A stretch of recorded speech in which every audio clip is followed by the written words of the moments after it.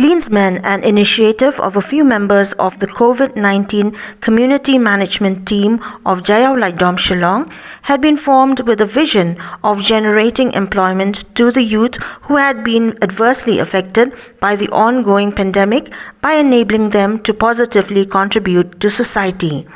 The team, headed by its project head, Dr. Gillian Thaba, had carried out a sanitization and disinfection program at the A.W. Thomas Girls' Home at Jayau Lumsantiu, Shillong.